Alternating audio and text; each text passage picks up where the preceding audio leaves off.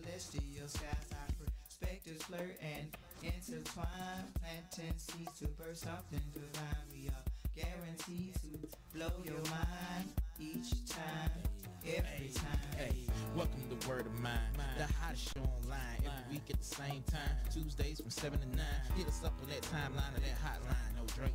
Say your brain from the mundane of your day to day. No cake, food for thought for you don't choke. No discussion too taboo. Our mission is to engage you, empower you, entertain you. See the world from 3 different views. Straight Grizzly got that upside. Now I hit you with the inside in case you get you on the plus side. From the east side to the west side to the north side to that south side. Straight about the A, but we worldwide. 2 goddesses, 1 guy. Spit Visine for your third eye. Clear away all the grind. Just tune in and turn up. Let out that word of mine. Information is the key to getting better. Word of mine. We can build this community together. Word of mine. But we gon' take you there. Better beware. Yeah. Trey Grizzly. Yeah, welcome back, people. Hey, yeah, welcome back. I had to rewind it a little bit. Welcome back, people, to another episode of Word of Mine Radio. Yeah, that's right. She is 9 Ether. I am. See, that's what. See, just rude. See, I introduced you. You supposed to introduce me. That's how that goes. Oh, You know what? I It's love all you, right. Trey Grizzly. Okay, well, I am Trey Grizzly, and welcome to Word of Mine Radio. I love you too, and this is another wonderful episode, another Word of Mine Tuesday. Thank you for tuning in.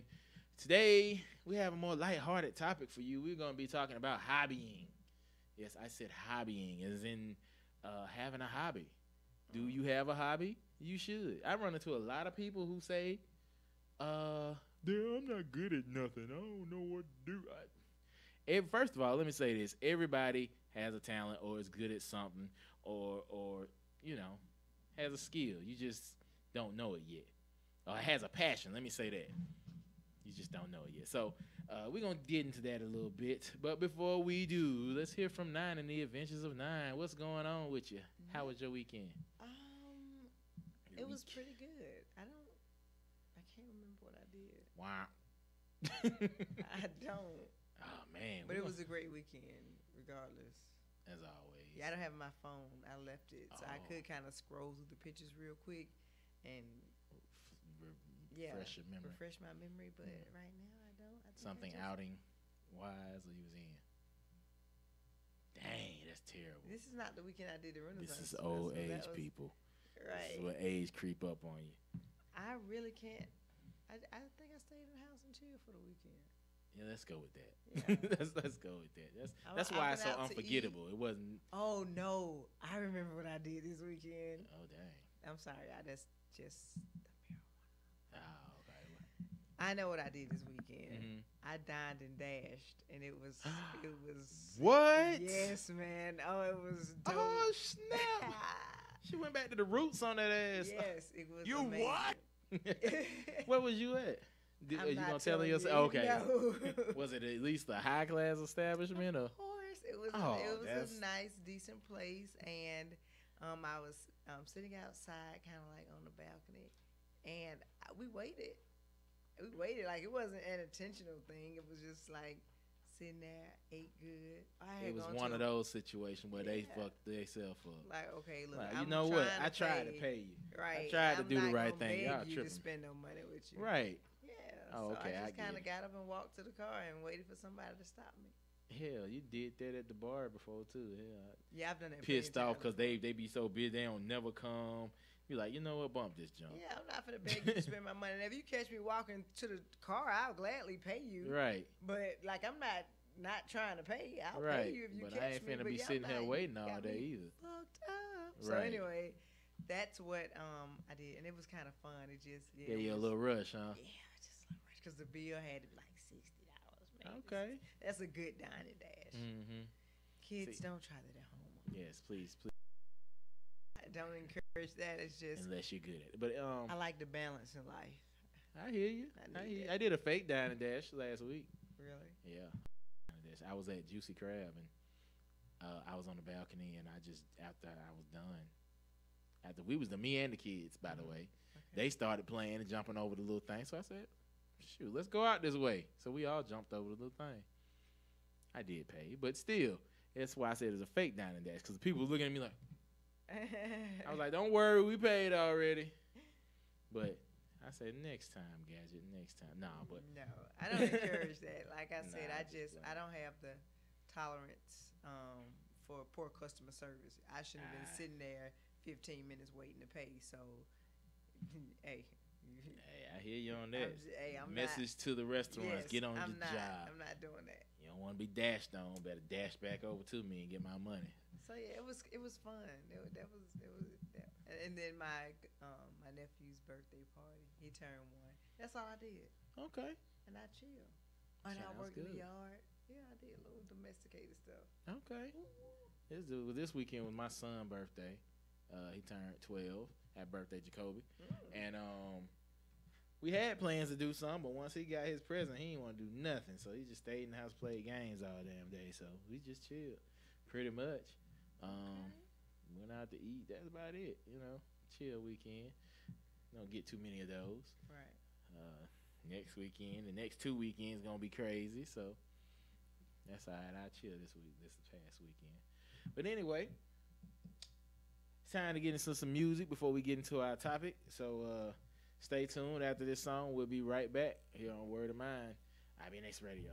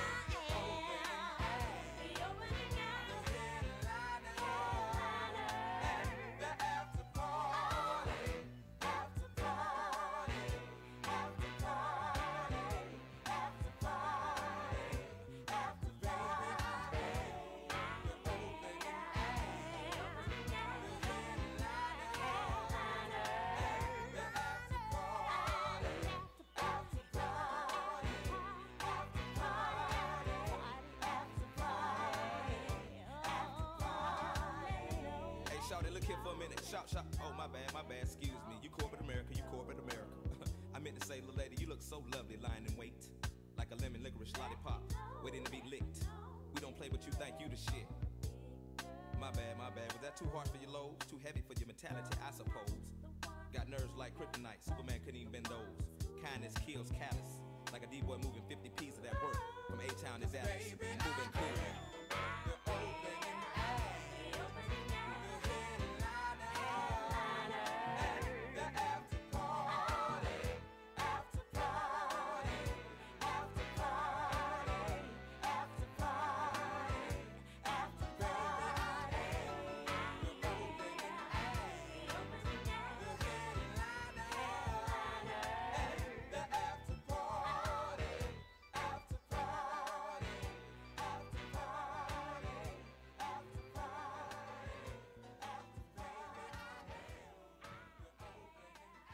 The opening act, the headliner. Yes, I love Face. that. That just took me back right there. Okay. So, yeah, moving cool.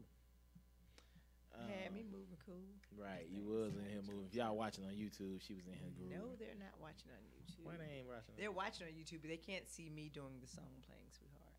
Why they can't? Oh, well, maybe they can. I'm sorry. I saw you grooving.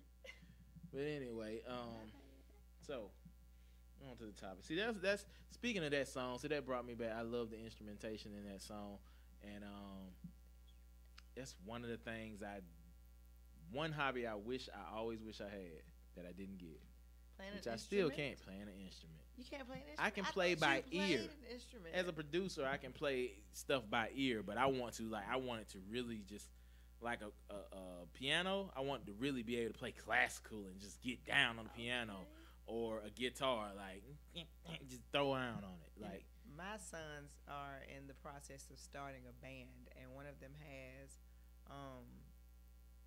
a keyboard, and the other has a bass and an electric guitar. okay, And so I'm always on them like, what did you learn this week? What did you play this week?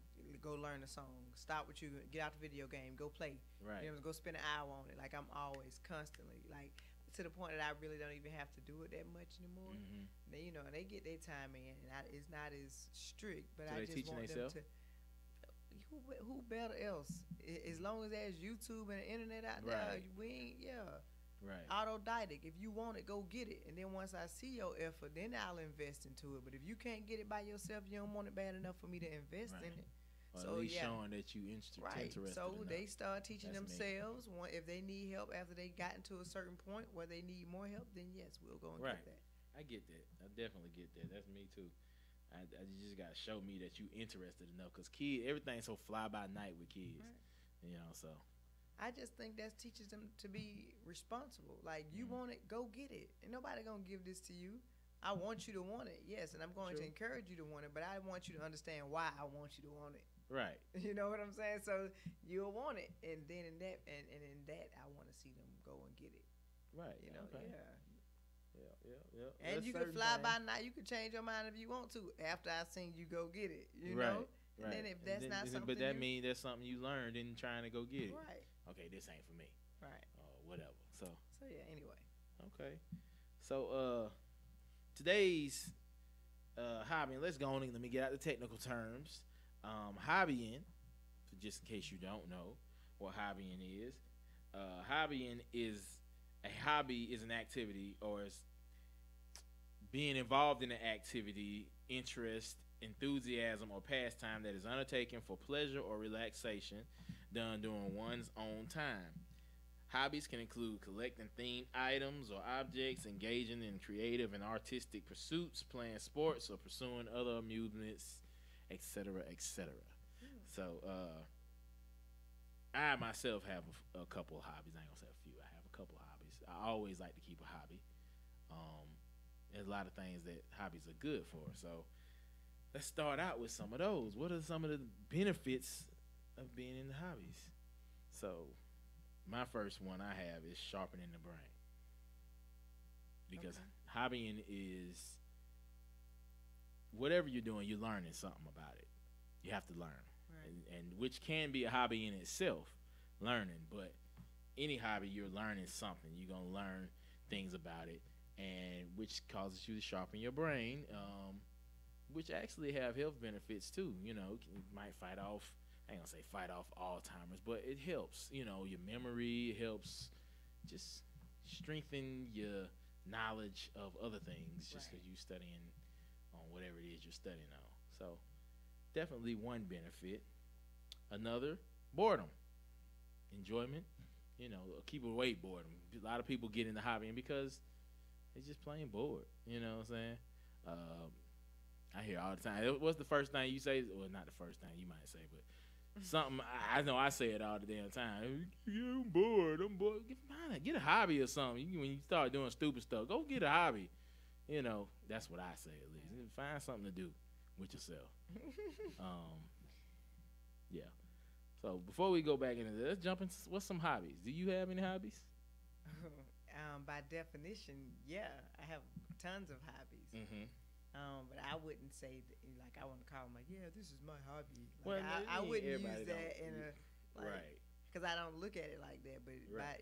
but I have lots and lots and lots of hobbies. Right. A hobby can be something that you just. It can be something that you do. So it is something that you do in your spare time. Right. So it It's doesn't your have to- choice of Right. adventure. It's your choice of creativity. You know what I'm saying? So I think I think hobbying is an expression of someone's creativity because creative people don't get bored. Right.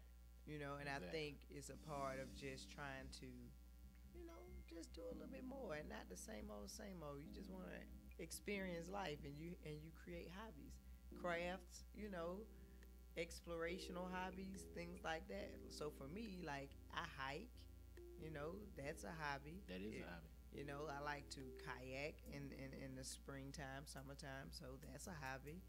You're into active hobbies. Right, but I crochet too. Mm-hmm. And I make belly chains, and I bake, and I, like Everything. Yeah. I've ridden horses, and it's just things that you just like. This is a hobby. I like to do this on the weekend, or I have a lot. Like wine is a hobby for me. Like if I think of a hobby that I have, I'm like it's probably wine. Like because I can't say I'm an enthusiast, but I'm not like a connoisseur. Like, Right. it's not that serious, but I like wine and I like good wine. And I have my specific types of wines and I'll go wine tasting and, I have all the wine things at the house that I need to enjoy a good glass. And Right. I know the different types of grapes. So I'm kind of an enthusiast, but that's a hobby for me, That's a good hobby. So- And it's usually hobbies, and this is one of my definitions of a good hobby is something that has levels to it. I think all hobbies have levels to it because you can just do it just something pastime, or you could really get into it. Everything you just named is something that's just a pastime thing, but if somebody's really into it, they can take it to a whole nother level with it. Like Right. with the wine, you said you're not a connoisseur, but that's something you could work And it's towards. something I am doing. Like that's something Right. that's in the That's when you get to going. You can tell that's a mailback from 1923 and all this. I'm you know. close. Hold on, hold on. I'm close to that That's now. what I'm saying. Like but when you start getting them aerators and stuff, them special equipment to get your wine to the perfect Right. whatever. Yeah, that's a whole nother level of some Nah, I stuff. ain't there yet. But I can tell you what. I'm like, yeah, that's Merlot. Can you Right. move this, please? Like I can tell you what's I'm official now. Right. Okay. Let me put that out there. I'm- But I'm I a like baby winer. I ain't even a baby. I'm a beginner. a beginner. I'm looking into it. Let's just say that. Right. Like I'm working on it. Right. But I think I have. I like to drink it too much.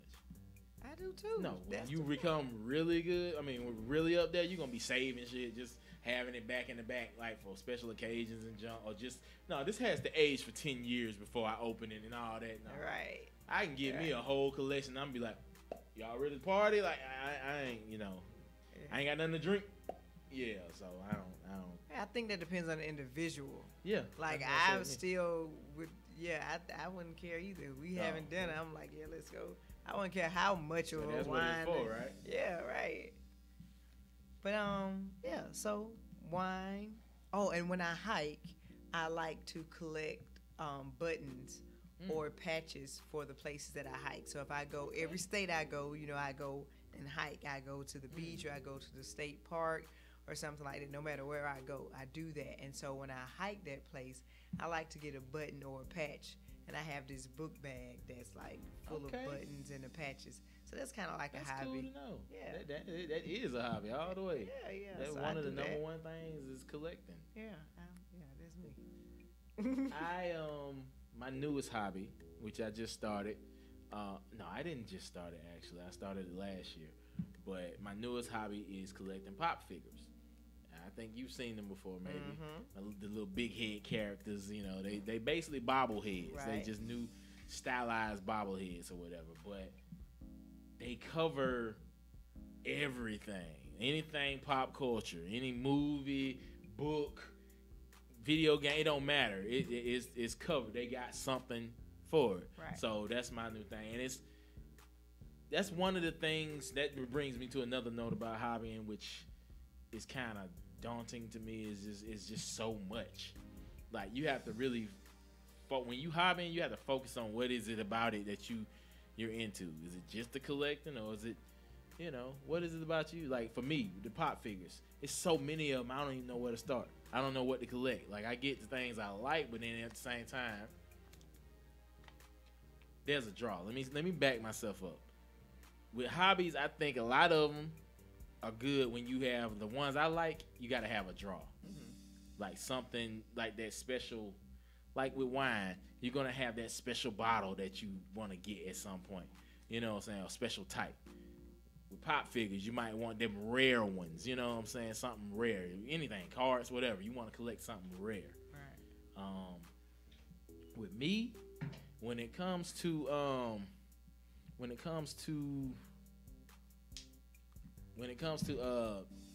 things, hobbies, I like to monetize them. You know what I'm saying?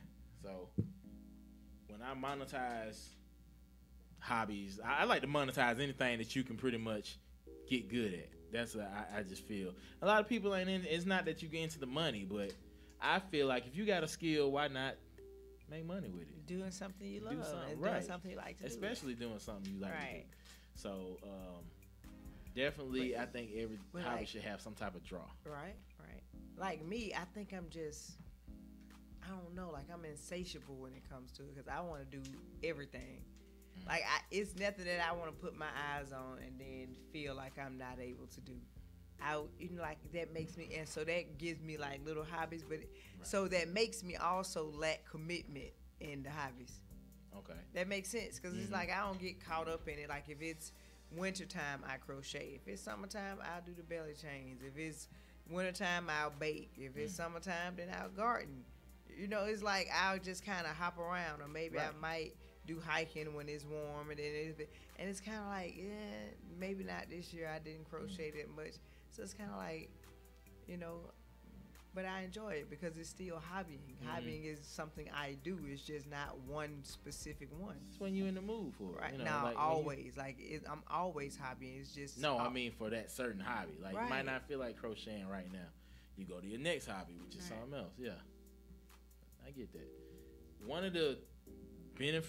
Another benefit of hobbying that's a good thing for a lot of people is building connections or relationships. Now, with any hobby, I think pretty much there's a group for that. You know how I say that, app for that. There's a group for that. Right. It's a collective of people who do the same thing that just really into this hobby. So you can, if you want to meet new people, you just really into that hobby, you can find right. groups or meetups or whatever the heck you looking for. If you into that, that will, you'll meet like-minded people, or people who can just teach you more, show you more, just people who have similar interests. Right. So a lot of people, that's a good draw. If you like to meet people, if you just like to, like the hobby that much and you just want to learn more about it, whatever. Right. But that's a benefit of hobbying as well. I personally have not joined any groups or anything. I guess I'm too antisocial for that. And I'm not antisocial, but I guess and that's when you should do it. Like you're not antisocial, but I think for antisocial people, it's good. Right. Like for my kids, I encourage my children. I encourage them to, like really get a hobby. meet people. Oh, Go and do this. My son skateboards, so I did they have skateboard lessons over here at this park, and you can go and meet people and blah blah blah.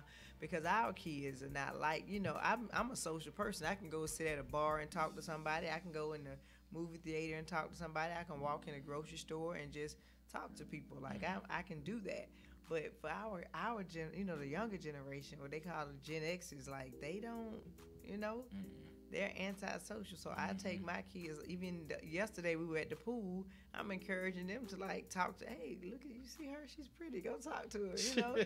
Not even in a like trying to push them away, but just trying to get them to be more hands-on and interpersonal, or personal period with people, because the world is so kind of like So anyway, I say that because if you have a hobby, I think that's a good thing to do.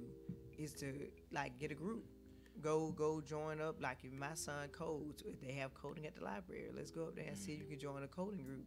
And you know he does that sometimes, not all the time, but enough. But it's a good way to meet people. It is. That's a plus. I mean, I don't even want to say I wish I do. I wish I had some of that push when I was younger, because anytime I felt pressured to do something like that, it was just that pressure. It was. I felt like I had to go talk to people because I'm sitting here looking crazy. So, yeah. I like it in an unofficial way. In an unofficial way, like I won't say, okay, I'm going to join the group because that seems too forced and unnatural for me, right? But I would like, say for instance, you hike at the same park every Saturday, then you kind of start to see the same people there, and you kind of develop this kind of like relationship or rapport with these people, whether it be silent or vocal. Right. But you kind of get this thing, and so I like that. So if I'm going into the same Starbucks, or well, sorry, I don't really go to Starbucks anymore, but if I'm going to the same bookstore, if I'm going to this, you know, if I have a hobby like wine, drinking wine, you go into the same liquor store or whatever, then you kind of develop relationships with the people in support of those hobbies, and you get to know people that do them, and you may have a conversation with a person inside because they're asking you, what are you doing with that yarn, or what are you going to make, and what are you decorating tonight, or what you about to bake, and then you kind of, you know, I get a little bit of that. Like I like it like that. It's still the same type of social. You're socializing and you're getting to meet people, and you know it may be one that's interested enough to actually, you know, take home with you in a way, like not physically, but to get to know. Get to know. So yeah, I get that all the time when I go to supply shop. My business, I do the t-shirts and everything. So anytime I go pick up supplies, I can see the same people, or every now and then I see people I've seen before. And even if I haven't, most of the time, people who talk to me are the people who I don't see all the time. It's just somebody in there. Hey, I noticed you got that. What are you gonna do with that? Like you said, oh, could you help me with this? You seem like you know. How do I seem like I know? But okay, yeah, I guess if I'm in there getting stuff. But yeah, I haven't got to no point where I, you know, take a number home or nothing like that. Or meet somebody to further build with. right. I have had some business proposals, you know. I mean, that's still a nice form of networking. I like it when I have a hobby. Let's say like, I don't know. I'm trying to think of a good example. Maybe like, oh my goodness, I just drew a blank. Like hiking. Right. Okay.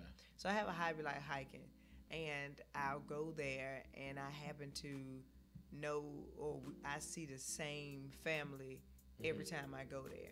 And you talk to them, and you may even hike with them, and you know, you all of that. But it really doesn't leave the park. Kind of like an at work.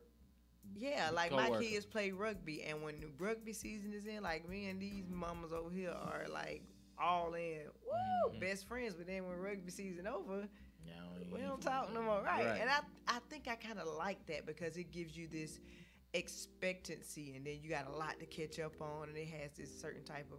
I get that. Yeah, but that comes from having like hobbies, and you know.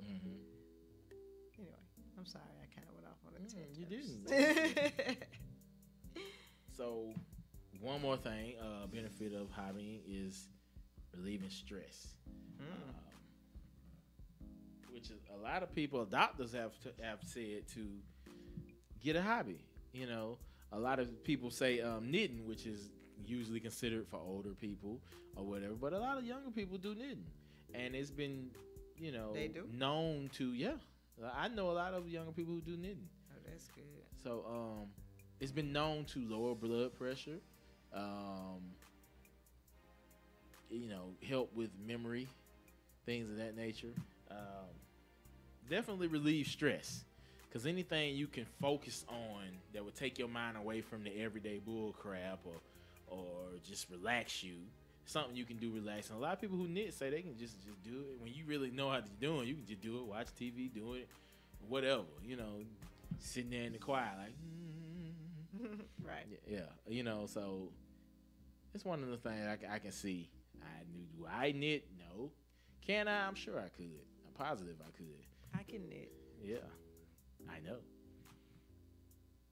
One of those secret ones you pull out when around gift giving time and shit. Let me knit everybody a scarf real quick. No, I haven't. I ain't knitted in a long time. I'm like, you know what? I crochet and it's a little bit. So I'm gonna talk about some ways to find, you know, like I said earlier, some people just feel like they don't have something. They don't find something that they're interested in, or they don't have something they feel they're good in. One of the ways is to go back to your childhood. What were some things that you were good at as a child, or that you used to have, a hobby that you used to have that you just forgot you had? So, like when I was a child, I used to draw all the time. I actually wanted to be a cartoonist because I used to love to draw, and I used to love cartoons. But it's one of those things. If I wanted to have a hobby, if you used to draw as a child, why don't you try it out now? Try it out drawing now. See if you still got it. See if you still like it. Whatever. If you like to play sports back in the day, why don't you try to go out and see if you still got it. See if you can play a little basketball. Get on a little league or something. Or just go to the gym, you know, and get some little reps in, whatever. Right. Another way is to look at what you like. So if you like say when you go shopping, if you like to buy nice paintings for your house and all that stuff, why don't you try making one yourself? You know, same thing with crafts and things. You know, try doing them yourself. You might actually find you a new hobby, a new skill set, which also can be monetized. Wink, wink. But same for jewelry. Yeah. Jewelry making, knitting, anything. I look at it like this. If you think about the average person, okay? The average person gets up in the morning somewhere between 6 and 8 o'clock. They go to work. They at work 8 hours a day. They come home. When they come home, what do? They cook, they clean, they deal with the children for a brief amount of time, put the kids to bed, they go to sleep, and they wake up and they do it all over again. Then they get these 13 holidays or however many off days you get during the year. I think it's like 13 to 18 or something like that, depending on where you work. You get these days off where you're going to do something that's routine, which is probably barbecue or be with your family. You understand what I'm saying? And then you may get the weekends off, and you're going to do I can name 10 things that the average person is probably going to do within a weekend, right? And you might travel, you might take a vacation every now and then. You're pretty much doing the same shit everybody else is doing every day. Like you are, what you call it? You're a robot. I mean, like, think the average person is a robot, period. You're a machine. Right. Like, where's your identity? Like, where's your creative outlet? Where is this is me? You understand what I'm saying? Like, where do you put your fingerprint on the planet? Where do you stamp yourself? Right. You know, where do you leave your legacy and that little oomph, that little unicorn, that little je ne sais quoi that you have? It has to be somewhere. You understand what I'm saying? So anything that you do, I mean, anything can be a hobby. Anything can be a hobby. But for me, it's like, you get a person getting that outlet, or that person being able to express themselves, that person being able to step out of the line and out of the norm and just have that little splash of that's all you. Right. And that can be anything. Right. Anything. It doesn't necessarily have to be something that you just came up with or something nobody else is doing. It just has to be something that's an outlet for you. You know, I like collecting glasses. Like, I go different places. Like, oh, I like that cup. I want that cup. Okay. Any type of drink you can name, I probably have a cup for it. Any drink I like, tea from a goblet, a certain type of wine glass, champagne glass, or martini glass, coffee mug versus tea mug. I have a sake set. All of those things. I have the Moscow Mule copper cups. Okay. Highball, whiskey glass, all of that. I like that. That's like a hobby, and that's simple. So it just something that says you, right? Right. All right. On that note, we're gonna take a quick break. When we come back, we'll jump right back into this IBN topic, and so stay tuned. Word of mine. You're listening to IBNX. IBNXradio.com. The station with the best music. Best music. I love the music. Best music. Hey, what's up? It's Jay-Z. Hey, I'm Mariah Carey. Hey, it's Katy Perry. It's your boy T.I.P., man. Get it. It's your boy Sean Kingston. What's up, y'all? I'm Beyonce. This is Nicki Minaj, and I'm in the mix with IBNX Radio. Hey, Shamika. Hey, Alicia. Hey, guys, make sure you tune in to the Hey Shamika Show On Wednesdays from 7 to 9 p.m. on IBNX Radio. Life comes at us fast. One thing that gives us comfort is knowing that someone is there when you need them. Well, at Pleasant Hills Insurance, that's our promise to our clients. Call 770-910-7460 today or visit our website at pleasanthillsinsurance.com for your free, no obligations quote on retirement and life insurance. Many of the large agencies have turned their back on the retired workforce. At Pleasant Hills Insurance, if others can't qualify you, very often we can. Pleasant Hills Insurance proudly provides options for preconditions. So call 770-910-7460 or visit pleasanthillsinsurance.com today for your free, no obligations quote on retirement and life insurance. Pleasant Hills Insurance, we're here when you need us. All right, y'all. We are back. I'm sitting here playing with my glasses because they uneven as hell. I just been wearing cricket Let me glasses. fix them for you. Please do. I need to give me some new ones, y'all. Or some contacts or some LASIK or something. Oh my LASIK. goodness. Yeah, These cannot be get fixed. that. Damn.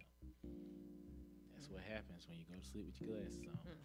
But you know, that's my fault for wearing them for no damn reason. Terrible. But okay, so jumping back onto the topic, hobby. Now we talked about some ways to find a hobby. If you still having issues finding a hobby, what are some other ways that we can find a hobby? We talked about looking at your childhood. Why don't you try talking to people? Just actually trying stuff, like hobbies you hear about.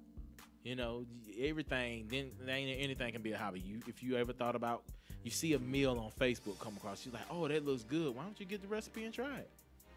Simple. You just go, even if you don't cook, try it. You know, try to cook, and you might actually be pretty good at it and not even know it. I tell you what, my mom started cooking. She started doing that. You know, now y'all know, my family knows, my mom is notoriously wasn't. Let's just say she wasn't a cook. She made some dope ass 7-layer dip though. Hey, there you You go. gotta give her that much. But So, but once she started trying some recipes and just trying out some things, she actually became so is that better a at hobby? it. I would say it is for her. For Yeah, her, that is it a hobby is. because she now she sees stuff. She's like, ooh, I want to try this. Ooh, I want to be. See, the only thing is she'll do it, and she don't test it first. She won't like, she'll wait to the next event and say, oh, I'm gonna try this, and she gonna cook it for the first time and bring it, and everybody, yeah. So you But better she's hope been it come doing out. good. Yeah, she's been doing good. She's been doing pretty good. So, shouts to mom. Good job with that. Hobbyist. Yep. When do hobbies become habits? Like, when is hobbying like some guys play video games. That's a hobby. That is a hobby. But then he won't get off of it. Or it's like my kids is like, I'm like, dude, how much have you read today? If you haven't read as much as you played that game, get off of it. But that's like when hobbying become habits. And When then that hobbying bleeds into your real life, I mean your regular life, when you can't function. Hobbying is your regular life. Hobbying is your you regular can't life. It's a separate. part of it, but I'm saying when hobbying is more of a free time thing. It's something you do in your free time, your spare time. For suckers. Unless Suckers, 'cause unless I you're sit able on to your do it clock all and day. crochet. That's okay. Ooh, this is important That's to because me. you I'm a G rebel. with it. So rebel. But a lot of people, once you bleed over, like, if you can't do that, functionally, then you might be having a problem. Right. So that's where you want to kind of reevaluate that hobby. I mean, it's still a good thing, but you might want to reevaluate. I think it's easy to get caught up in certain things that can be a hobby. Especially if it's your release. Like people who smoke cigars or people who go out to bars, Mm-hmm. you know. Nice rhyme. Some things, you know, sex can be a hobby. Sex is a hobby for them folks. See? I'm just saying, so For them folks. and it's a hobby. It's just something you like to do. You like to experience, or you're at bars and you like to go out. What happens if that becomes a habit, and now you lose control over that hobby? Like drugs. I mean, I I just guess play. if Smoking drugs can be a hobby, can be a hobby, I suppose. I think so. I think for some people it is a hobby. It's more like because some people smoke because they have to smoke. Right. And they're fiending for it. I don't think that's a hobby. That's when it's now it's a habit. Now you just you've lost control. Exactly. You've lost all control over it, and so you will see people maybe like, I guess, smoking all the time or trying to smoke anybody. Like for me, I won't smoke with anybody. You can't just put me in circulation. I'm good, thank you. Right. I'll step back because it is a hobby. It's a hobby. It's a whole ritual. It's a whole technique. It's you just you witness me in action with a whole thing, a whole setup. It takes me 15-20 minutes just to get to get ready to light up. You understand what I'm saying? That's a hobby. I have items and tools and fun things that I use. I invest in it. It's not just something. So they can be a hobby. Cigars. I smoke cigars. Some people smoke hookah. I think anybody who smokes cigars is a hobby because it's just for doing. It's not like you get a buzz off of it or something. Some people can. You smoke it wrong. Right. And then there goes the stomach ache. Right. So definitely anything can be a hobby. Just put a little more emphasis into it. What are some destructive hobbies? Destructive hobbies. Well, we just talking about drugs. As there anything, I think anything that becomes a habit, anything can be destructive if you let it destroy. I mean, that sounds basic, but if you let it bleed into, pull away, like I've had hobbies that caused marital problems. You know what I'm saying? Because they bled into family time or regular time. Really? You know what I'm saying? Tell me some of these hobbies. Well, for one, it was more of a serious hobby. I mean, back when I was doing music, now that was more of a craft. Do you feel like the hobby and the craft is closely related? Yeah. So when I was doing music, that was a craft, but at the same time, it was viewed as a hobby because it was not monetary. not completely. So for me to be putting that much time and effort into it became an issue. Right. Mainly because I guess there's the balance. You have to have that balance. That's with any hobby. I don't care if you free and clear with nobody to answer to. You still have to have a balance so that you can function with the rest of your life. So now, would I say that if my balance was off at all times? No, I wouldn't. But when you have to deal with other people, because you got to understand what's your hobby may not be, important to somebody else. That's your release, your stress reliever, and your outlet. Right. So to somebody else, they might not understand, such as smoking or playing video games or anything like that. Somebody else is gonna look at that like a waste of time or just bullshit, whatever. But you have to understand what it does for you. You have to know what it does for you for it to really be a hobby. Unless you just fucking off, and then it can still be a hobby. You just don't know it. But definitely anything can be destructive. Going back to the question, anything can be destructive if you don't have that balance. So. Definitely, whatever hobby you do, find your balance, find your groove, and make it work for you. Make it work with your life. Make it a part of life. Okay. What are some weird hobbies? Weird hobbies? hobbies? You had to say somebody had a weird ass hobby. Like, what would it be? You know what? A big hobby that a lot of people think is weird that aren't in it. Taxidermy. For those who don't know, that is where you. yeah. I know. I know you do, but for those who don't know, that's when you stuff dead animals. You might find roadkill. I think that's weird. Right. You might find roadkill animals and all that, and empty them out and stuff them and make them artwork. Oh my god. I mean, to some, and it can be cool. You make them look alive and lifelike. It's a lot of work that goes into that. You know what I'm saying? So it's a true hobby. But to a lot of people, it's like, really, what you doing? But I think to me, that's not weird. It's like artwork. I mean, you're using live carcasses to do it, but it's still artwork. Now, where it gets weird is when you start getting creative with it. Like you start I want to make me a eagle badger. You know what I'm saying? And you start putting alligator heads on raccoons and stuff. And you done took it a little farther in. That happens? That happens. You've never seen these little shows? They actually have shows about this stuff. No. Yeah, on Discovery. Hell no, I have not seen that show, Teray. No. I don't watch shows about people who spend their time stuffing dead animals. Yeah. No, I mean, I don't watch. It was a whatever the type of show, but another one is another way. Let me go back. Another way that hobbies can get destructive. You ever seen hoarders?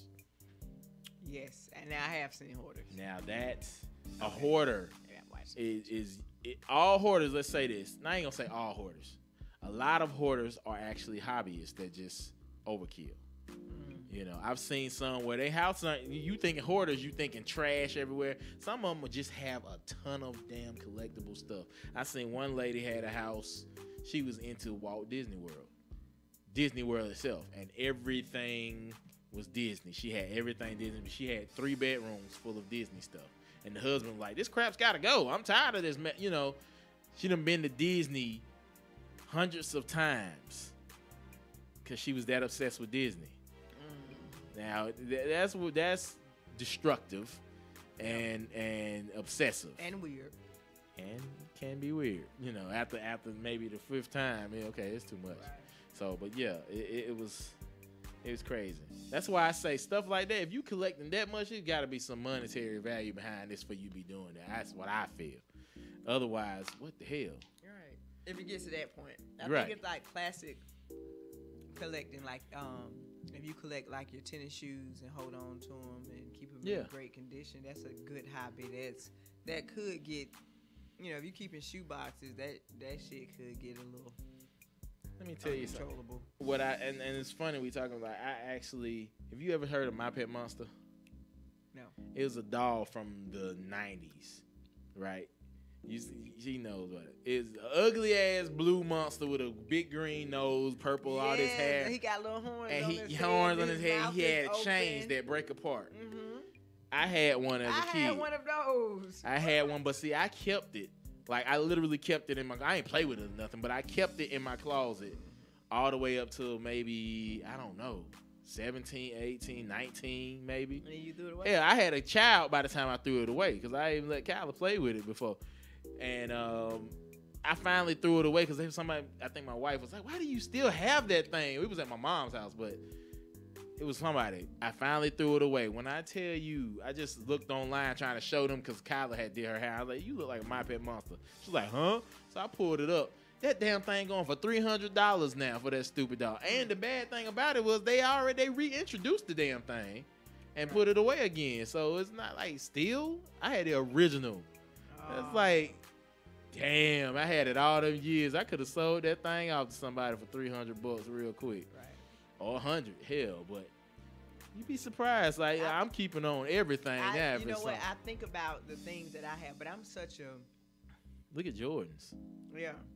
These Jordans, these people buying these reissues, man. If you kept the ones you had back in the day. I'm trying to tell you. But I have to get rid of shit. Like, I cannot keep that much stuff around me. And I've collected some beautiful things over the years. And I've had them, and I've enjoyed them, and then I let them go. Or I've given them away. I just can't. But there are some special things that I do have that I have collected. But I want them to increase in monetary value, too. Right. Like, I keep stamps. I don't care. I always get the special book of stamps. I don't keep them in a book. They're not nicely arranged. None of that. I'm not gonna act like I do all that. I keep them in the envelope. I just keep them in the envelope, and you're not really supposed to do that because they can stick together. But whatever. They in there. I ain't that serious, but and I have maybe like 30, maybe. Yeah, I have a few, not that many. I don't know, probably like 18 to 20 different stamps that I've just collected over the years. Right. So I've done it, and coins from other countries. That's something big. That's something I always hold on to because I still have pesetas. Yeah, like so I do that, but those are like collectible. Right. You know, that's it. I don't think I collect nothing else. Man, like I said, it's just the pops now. I started with lighters at one point. I said I was gonna collect lighters from different places. Then I realized lighters aren't really specific to any place. You can go to the store, the pilot up the street, and get 50 different lighters. Like I was like, nah, I want something more. Well, you can get lighters when you go to different states. You can, but I mean, only if you getting it like they say that state or something. That like what's the significance to the state? You know what I'm saying? So for the states, I said I was gonna do license plates at one point. Then I said, no, I don't want to have that shit all over the place. So right now it's glasses, like mugs and stuff. I always get shot glasses. Shot glasses. I get shot glasses when I go to places. I have a shot glass. Keychains and stuff. Little stuff. I just do shot glasses, and I'm almost tired of them because I don't take shots. So they just accumulated, and I just have them. You gonna take a shot at mine? I might, some wine. Shot of wine. Whiskey. I take a shot of whiskey. Oh yeah, that's right. I might do some tequila. It just depends. Okay, we'll Jack take a Daniels. shot for. Okay. I'll be trying to get. I can't mess with you, man. But what else? That's it. I think. As far as collecting, I just don't want to have too much junk, too much accumulation. But if you like narrow it down to the states you visit or something like that, that can be a good hobby. Right. So definitely a good starting place is to have a purpose behind it. If you something like we said, places you visited, or just a theme, like some theme you're trying to collect, like all the Dukes of Hazzard shit, or all the old Coca-Cola memorabilia, or whatever. Just have a theme behind it, and that's for collectibles. Now, if you just want to do something, like we said earlier, just try it. Try it on for size, see if you like it. If you have something that you're good at, delve more into it, and just look at your past, see if it was anything you used to be good at. On that note, that's it for this topic. So, what we're gonna do is we're gonna post up some little tips online for if you into hobbies. You know what I'm saying? What we'll do, we'll post up a few of our hobbies just to let you learn a little more about it. Even though we said some of them, we'll post up about at least 3 or 4 hobbies that we do, and maybe you can copy us. But yeah, so get out there and find you a hobby. Stop being boring and find something to do with yourself. And that's it. So we about to jump into some songs, and gonna come back with the inside with Nine Ether. So stay tuned right here on Word of Mind. We'll be right back. IBNX Radio. You're listening to IBNX. IBNXradio.com. Houghton Street, Dean Street, Click Clack, President, Nostrand Ave, DPs, Orange Ave, RPGs, T-Town, who wanna ride, Brooklyn, come on, sitting in the living room on the floor, hunger pain got me on some migraine shit, but I'ma maintain, nigga got $2 or $3 to my name, and my homies in the same boat, going through the same thing, ready for a cape, ready plotting for the paper, we've been living in the dark since April, on the candle, gotta get a handle, my homie got a 25 automatic added to the gamble, nigga get the phone book, look up in the yellow page, let me tell you how we finna get paid, we gon' order takeout when they send the driver, we gon' stick the 25 up in the face, let's fly, stepping outside like warriors, into the notorious south side, one weapon to the 4 of us, hiding in the corridor till we see the beam from the car headlights, white boy in the wrong place at the right time, soon as the car door open up, he mine, we roll up quick and put the pistol to his nose, by the look on his face, he probably shitted in his clothes, you know what this is, it's a stick up, give me the dough from your pickups, you ran into the wrong niggas, we running down the block hot with these stacks of boxes, so we split up and met back at the park. Yo, ain't you hungry, my nigga?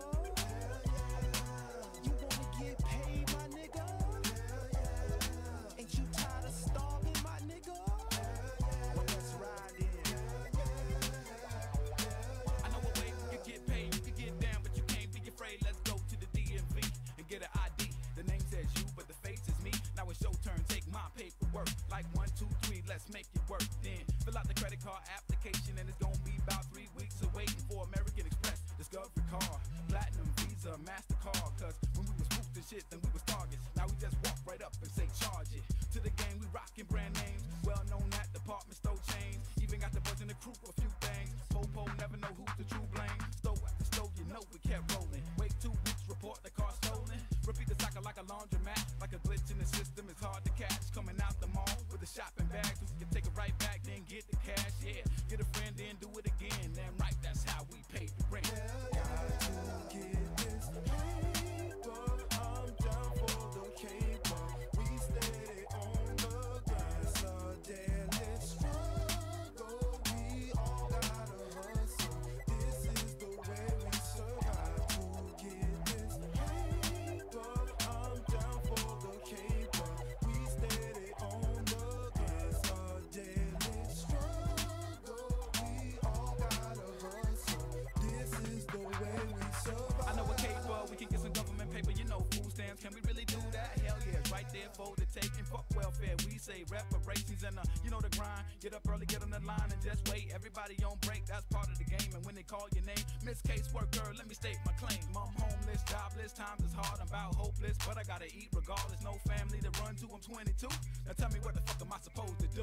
My sad story made her feel close to me. I made her feel like it was an emergency. And when I came to the crib, niggas couldn't believe I came back with a big bag of groceries. Every job I ever had, I had to get them. The first day I found how to pimp the system. 2 steps ahead of the manager, getting over on the regular, tax-free money out the register. And when I'm working late nights, stocking boxes, I'm creeping they merchandise. And don't put me on dishes, I'm dropping them bitches. And taking all day long to mop the kitchen. Shit, we ain't getting paid commission, minimum wage, modern day slave conditions. Got me flipping burgers with no power. And can't even buy one off what I make in an hour. I'm not the one the kids ask for the top position. I take mine off the top like a politician. Where I'm from, doing dirt is a part of living. I got miles to feed, dog, I got to get it. You down the road, my nigga? You better get your hands dirty, my nigga. Your mama need money and things, my nigga. Well, let's ride then. Come on, come on.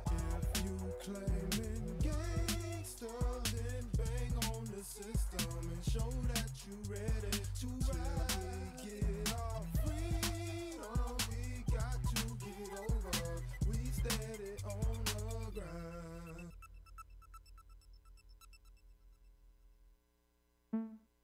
This.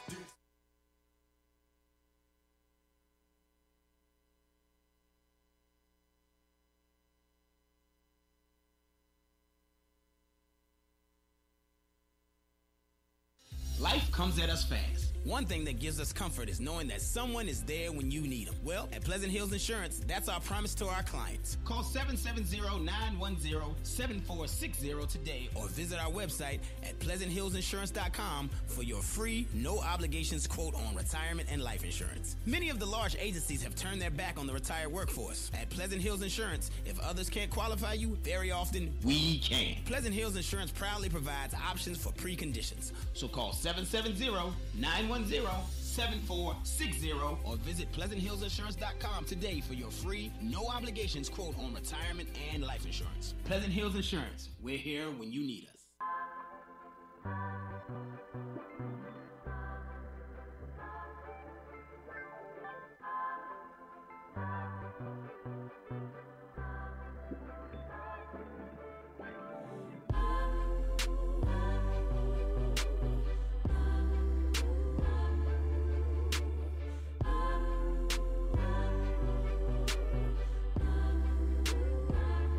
Sometimes a mystery, sometimes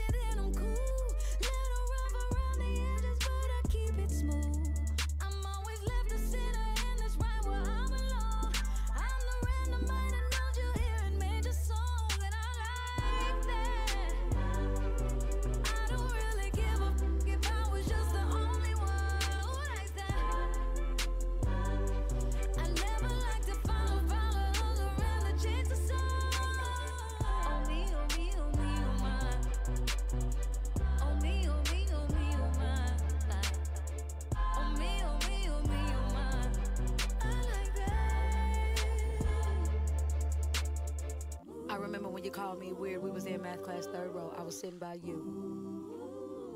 Right before Mr. Ammons' class. Because my mama couldn't afford new J's Polo, thrift stores, thrift clothes. That was all I knew.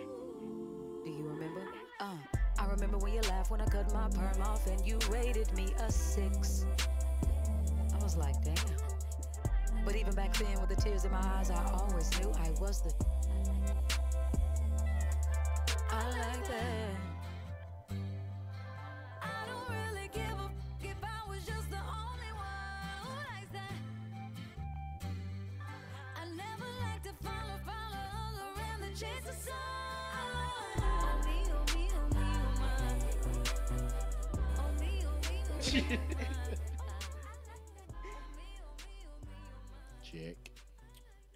Check. Intro. Welcome to the inside with 9 Ether, your underground source for the gym bait, star tactics, and the jewels of the week. Visitors beware, for once you enter, you may never view the world the same again. Your access has been granted.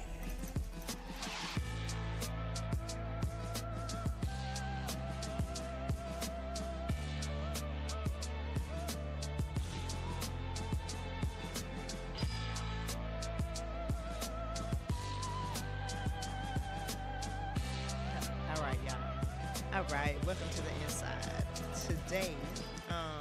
Today in Star Tactics, I would like to talk about the new moon. Today is a new moon. Yeah, I think the moon is like at 1% tonight, and it'll be a new moon. The Gregorian calendar always selects this one date that a moon is at its peak, and it's probably going to be the one with the lowest percentage of the moon. But that's not really how energy works. Energy is not numbers, well, so to speak, okay? But energy doesn't work off those calculations. Like tonight, the moon is at 1%. It's new moon. If it's less than 5-6%, that's new moon energy. So it's a new moon tonight, and tomorrow night will also be a new moon. But I think the new moon is actually by the Gregorian standards tonight. And it's the new moon in Gemini because that's the constellation we're in. And so a new moon, for one, is a time for new beginnings, to like plant new seeds, to see something else you want to do, something you want to start a new project, a new hobby, something like that. This is the time to actually do those things. It's a time to start new business ventures, end old relationships, stop things that you don't want to be a part of. That's what the new moon energy is used for. So in your goal setting, that's something to keep in mind. By it being in Gemini, it's a good time to try to listen to other people and work on your communication and your social life. Gemini is ruled by Mercury, and so you have that energy of communication around that. So this is a good time to voice how you feel during this new moon energy, or write down how you feel about something, things like that. So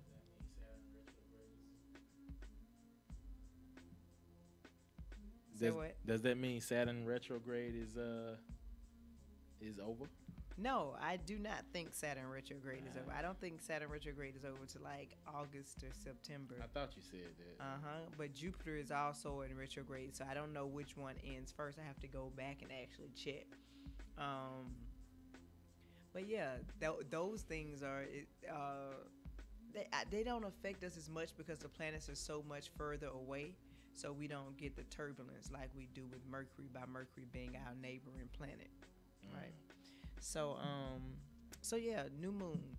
I think it's a good time to really concentrate, focus on what you have going on, write down how you're feeling, and really try to work on that throat chakra area. That's where you're communicating from. That's where work on that throat. You're horrible. But yeah, but that's it. Just really, it's a time, like I said, to be social. It's June, so you got cookouts and all that good stuff going on. But Yeah, new moon. And you can kind of do your own research if you into other things like your intention setting and your rituals and other things like that. But y'all know how it go. Moving right along to my djembe for the day, I kind of wanted to touch on the essence of who we are as people. I was having a conversation with my son earlier, and when I talk, I tend to jump around in conversation. But I was telling him that, you know, when it's it takes a lot to get to this point, because I've been through so many different channels of understanding, and I've been, you know, and so I get to this level of understanding where when you come to this plane, right, and I'm reaching back to bring all of this to the essence of who we are, right? You come to this plane, you don't get to pick and choose how you come. You just come in here on a ship, and then you get assigned to a vehicle, and you live inside of this vehicle during your short stay here in this dimension, on this plane, right? And so you don't get to say whether you're male or female or black or white. You're bigger than that where we come from. You understand what I'm saying? We're bigger than that. And then we come into this place, whether you are you incarnated here or you reincarnated here, whatever. You come here and you get subjected to all of this bullshit. Like, you know, you are black and you white, and in some places that doesn't exist. You know, you in Asia, they don't have the issues that we have here. You understand what I'm saying? In Africa, they may not have the same issues that we have here. Of course, they had apartheid in South Africa. I'm just hypothetically speaking, okay? But anyway, we become these individuals. We become these people that are separated by all of these social statuses. But, and I won't go in too deep about the conversation that I had, and a train of thought that I also have. But when us as black people are who we are, I don't care how we were coming here. We are the original people that were here. Like that, those are facts. That's not an opinion. That's not me speaking from a certain point of view. That's me stating facts. That melanated people were on this planet first. They are the original. And there's something, an element that we have called melanin that makes us have a connection, an easier connection, not just the only connection, but we have an easier connection to the source, to the divine, to the all, whatever you want to call it, however you want to identify it. By you having melanin on your brain, that means your pineal gland, you call it a gland, but it's an organ because it has a function, and the function is that it connects you to that higher source. But for the sake of science, we'll call it a pineal gland. So you have this pineal gland that connects you somewhere higher, that gives you everything you are. So much so that there's an attack on you. That's why fluoride is in the water. That's why fluoride is in the toothpaste. That's why they give us all of this sugar and high fructose corn syrup and give us all this bullshit on television, because what it does is calcifies that pineal gland so that you don't have that connection to the higher source, so that you can level the motherfucking playing fields. You understand? And so when you understand that, we have to understand that we come with a certain essence. We come with again, a je ne sais quoi, but we know what it is. You understand what I'm saying? We come with that melanin that gives us the essence of who we are, and we've been taught to like almost be ashamed of what that is. And then nowadays I can see where even little things like how we wear our hair. A long time ago we wore our hair in afros or whatever, and then we went from afros to perms, and then we went from that to big ass 80s hairdos and your 90s finger waves and swoops and all of that. And then 2000 we might have had our red and our, you know, the blonde and all of that stuff in our heads. And then now our identity is like completely annihilated. Outside now, natural women are stronger than ever, and that's something that I definitely applaud. But that's the whole point that I'm making, is that we have an essence, and we should never kill that essence. Like, we shouldn't put that fire out, because that's something that has distinguished us and made us the forerunners in fashion, made us the forerunners in religion, make us the forerunners in socialization, make us the forerunners in everything moving. You understand what I'm saying? And then it's kind of like we dumb it down because we've become shameful of it when it's nothing to really be ashamed of.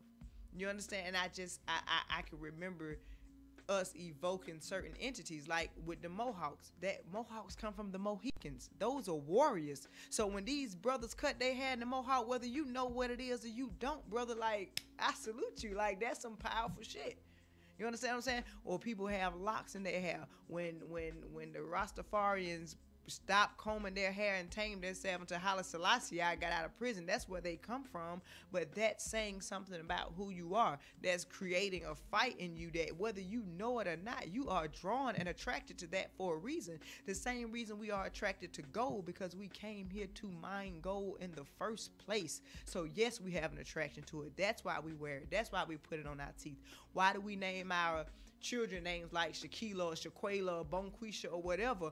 But when you close your eyes, you know who that name belonged to. Now we want to name our children's Carter and London and whatever the hell else. When you close your eye, you cannot identify who that child is. You understand what I'm saying? It's a lot in a name, and we look at that shit and let somebody tell us it's ghetto or it's not classy or it's this and it's that, and then we hide it. And now we're masking it because we're trying to blend in and become these Negro-pean people, when the essence of this whole planet is reliant on the fact that we have that, on the fact that we can do that. And we're giving it up day by day. And that's where the whole new world and one world order comes in, where it's one race, it's one form of socialization. You're either rich or you poor. And if you this way, then you are this way. And that's it. So that essence actually is something that we have to hold on to. You know, and I see us fighting for it. I see the whole Black Girl Magic. I see us sticking together, but we are still not identifying ourselves as black people. We are not separating ourselves because we're so busy trying to fit in. That's what happened when we were desegregated. The times we were desegregated and we started to band together and build our own communities and have our own music and have our own bars and have our Tulsa, Oklahomas, and have those type of things and have our own schools and create that essence and have a sense of pride and self-identity that we're proud of, that was taken away from us. That was taken away from us because it took away from a whole ecosystem. It took away from a whole economical system. You understand? But I'm saying that because it's like we got our foot in the door, and with that affirmative action, we want to make these people feel safe. We don't want our hair too big when we go here, or we don't want to do this, or we don't want to look ghetto. And we start to take. I'm not saying I agree with it. I see some shit and be like, okay, that's ghetto as fuck. I will. I'm not saying that, but who am I? You understand what I'm saying? I'm human too, and people have their opinions, but the essence of who you are should never ever die. And I'm not saying that just as a black person. I'm saying that as an individual as well. As in your essence, who you are, what identifies you as you. And if you identify as black, then I'm talking to you. If you're Polish, you know what your Polish identifiers are. I don't. I can't say that for you. If you're Jewish, you know what your Jewish identifiers are. You know what your essence is. You know what you bring to the table. You know what you contribute to the world. I can't speak from that point of view. I can speak from a black point of view or a brown point of view. I can speak from that point of view. And this is something I feel like we're giving up too much of. You understand what I'm saying? So that's my djembe for the day, which rolls right inside of into my jewel, and that is to find yourself. Period. Like, identify who you are. Identify who you are. And some of us try to identify in some real shallow ass. I won't even go into how we like to identify. You understand what I'm saying? Or how we want to associate ourselves and how we want to, be perceived. But if you are truly going to find yourself, then it takes a certain amount of courage and honesty to admit to yourself who you really are as a person. You understand what I'm saying? And once you find that and embrace that, then your light gonna shine through anyway. Your light gonna shine through anyway, and we won't be so cookie cutter. Because right now, everybody are androids. Everybody are robots. Is robots. Sorry. But, yeah, that. So find yourself. Really try. I mean, and that's a constant. It's not something you do one time.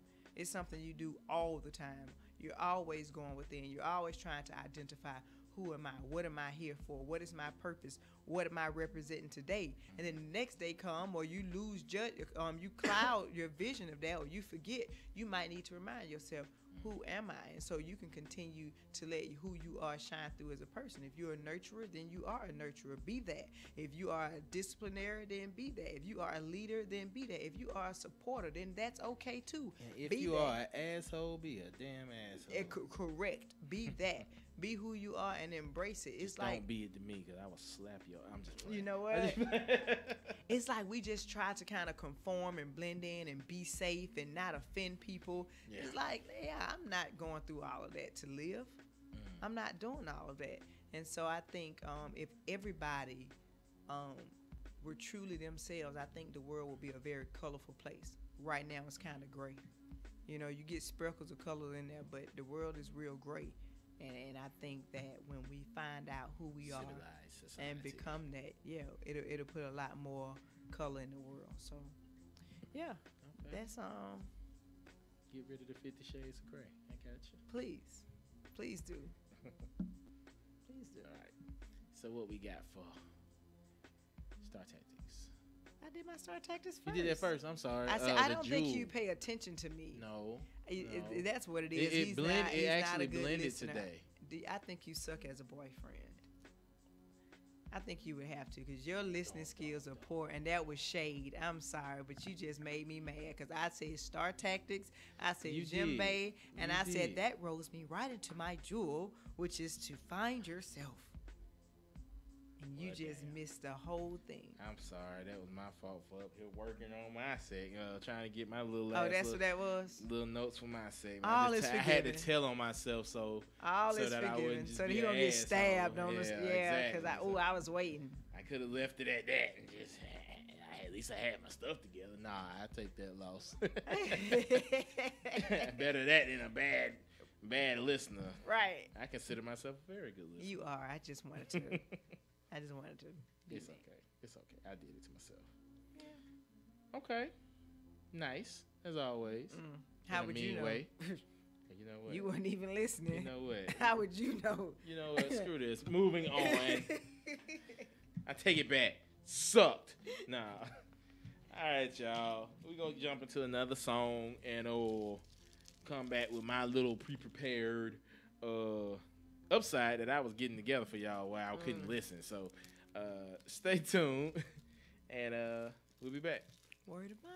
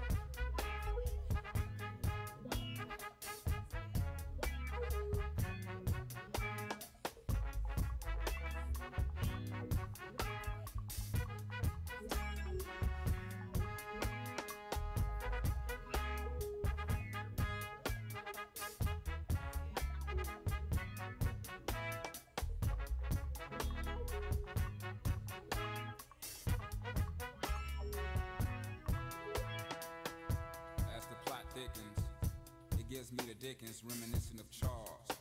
A little discotheque nestled in the ghettos of Niggerville, USA, via Atlanta, Georgia. A little spot where young men and young women go to experience their first little taste of the nightlife. Me? Well, I've never been there. Well, perhaps once, but I was so engulfed in the old E I never made it to the dope. You speak of hardcore. Why the DJ sweating out all the problems and troubles of the day? Why this fine, bow-legged girl finds all outdoors, loves lukewarm lullabies in your left ear, competing with Set It Off in the right. But it all blends perfectly. Let the liquor tell it. Hey, look, baby, they playing our song. And the crowd goes wild, as if Holyfield has just won the fight. But in actuality, it's only about 3 a.m. And 3 niggas just done got hauled off in an ambulance. 2 niggas done started busting. And 1 nigga done took his shirt off, talking about, now who else wanna fuck with Hollywood Cole? This just my interpretation of the situation.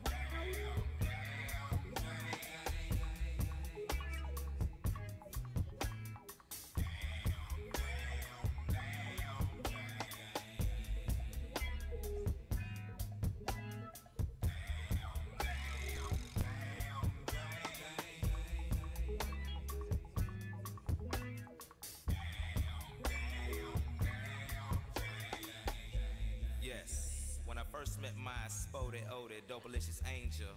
I can remember that damn thing like yesterday. The way she moved reminded me of a brown stallion horse with skates on, you know. Smooth like a hot comb on nap ass hell. I walked up on her and was almost paralyzed. Her neck was smelling sweeter than a plate of yams with extra syrup. Eyes beaming like 4 carats apiece, just blinding a nigga. Felt like I cheated the whole order at presidential. My heart would beat so damn fast. Never knowing this moment would bring another life into this world. Funny how shit come together sometimes, you dig. One moment you frequent the booty clubs, and the next 4 years you and somebody's daughter raising your own youngin'. Now that's a beautiful thing. That's if you're on top of your game and man enough to handle real life situations, that is. Can't gamble feeding baby on that dope money. Might not always be sufficient. But the United Parcel Service and the people at the post office didn't call you back because you had cloudy piss.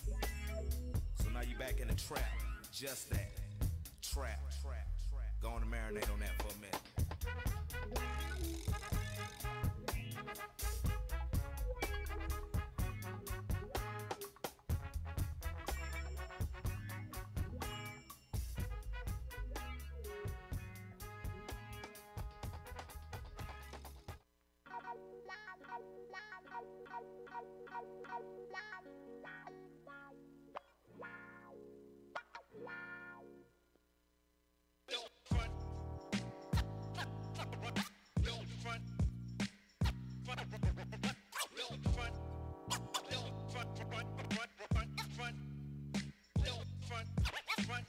What you gonna do when the people go home and you wanna smoke weed but the reefer's all gone and somebody had the nerve to take the herb out of the doobie ashtray? Why they do me that way? What you gonna do when your friends go home and you wanna drink a beer but your ends all gone? Somebody had the nerve to take the herb up out my doobie ashtray. Why they do me that way? You probably don't have a big old house on the hill, but if you did, just imagine how would it feel if your phone got disconnected, no cash, your gas cut off, and the gal that you had that was helping just stepped the off. She took the kid, the dog, and the kitty, and everybody know you're at a low, they feel pity, and what's really up is now you're just normal, no more clothes, can't go to the show cause it's formal, and you wonder why, and you resort to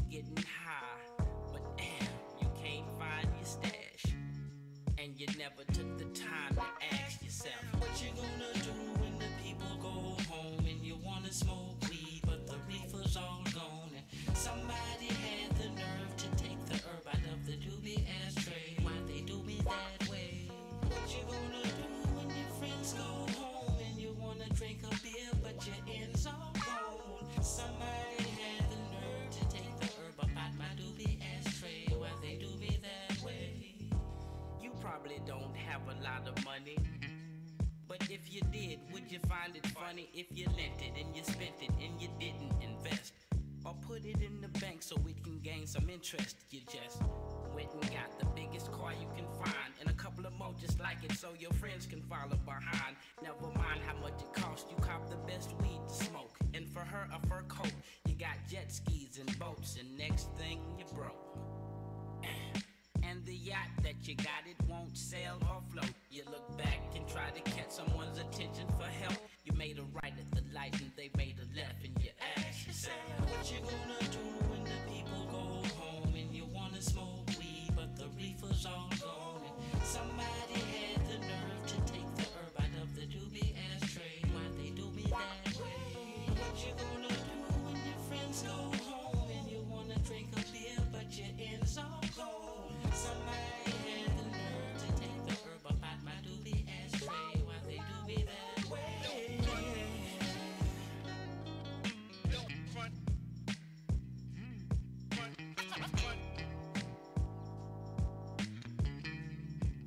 Why they do me that way?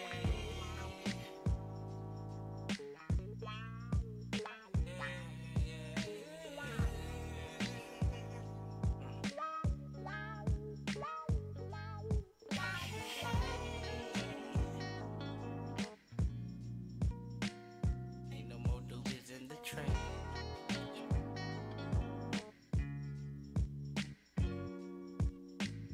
What you gonna do when the people go home? Wanna smoke some weed, but the reefer's all gone. What you gonna do when your friends go home?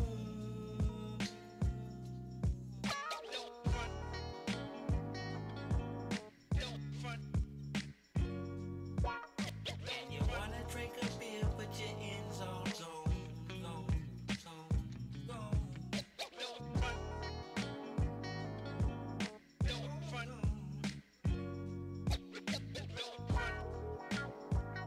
All gone.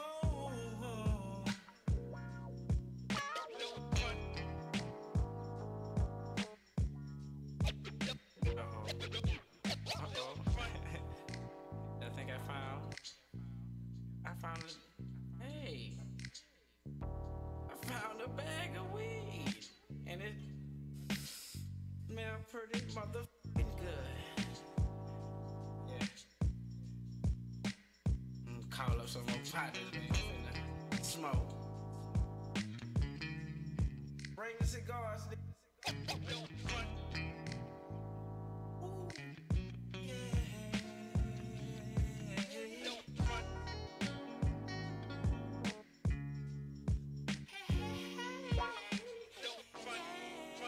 I can't sing, man. I just been here bush. It's time for the moment you've been waiting for.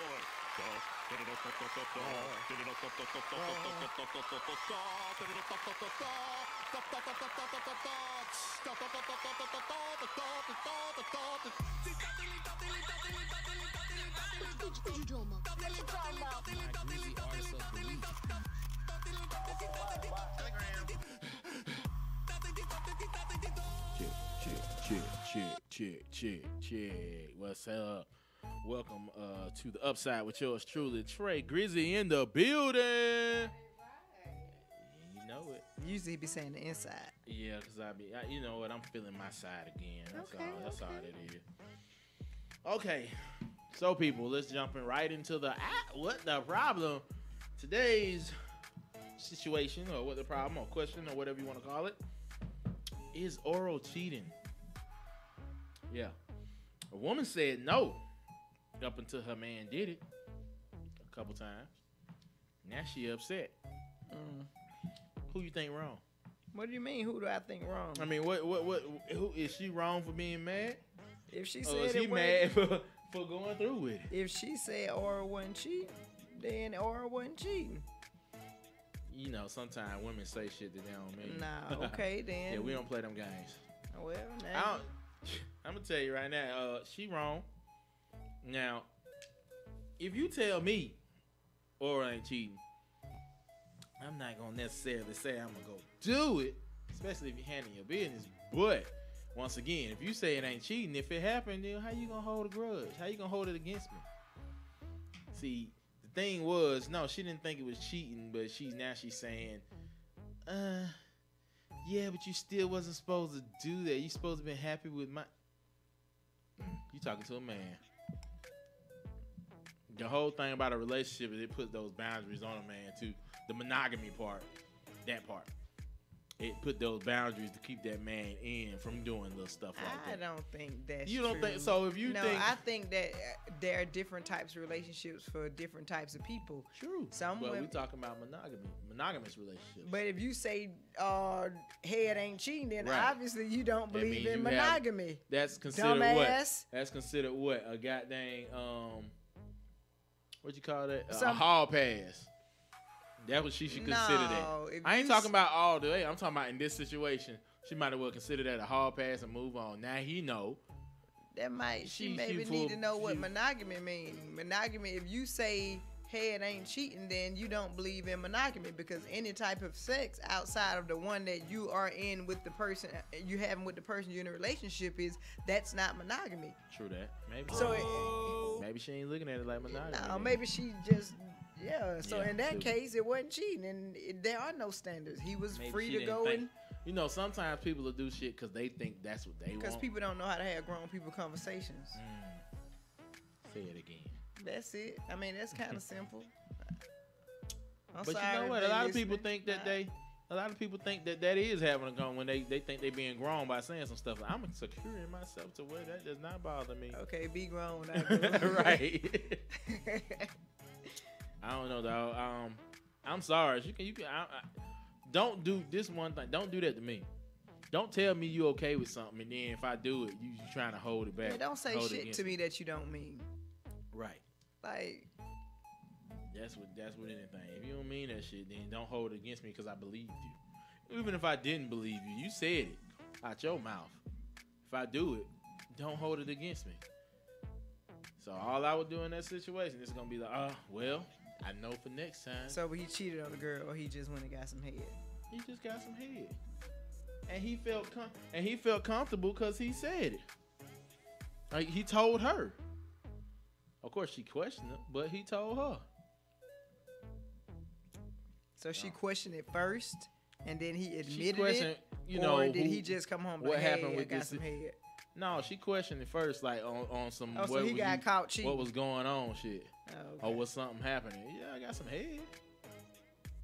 You said that was Oh, like yeah, that's different though. That you like if you had to get caught doing it, then you weren't just being open about it. Now you just trying to use that against me, because if it was all good, then it would have been something you could even talk to me about before. I mean, if we grown Right. like that.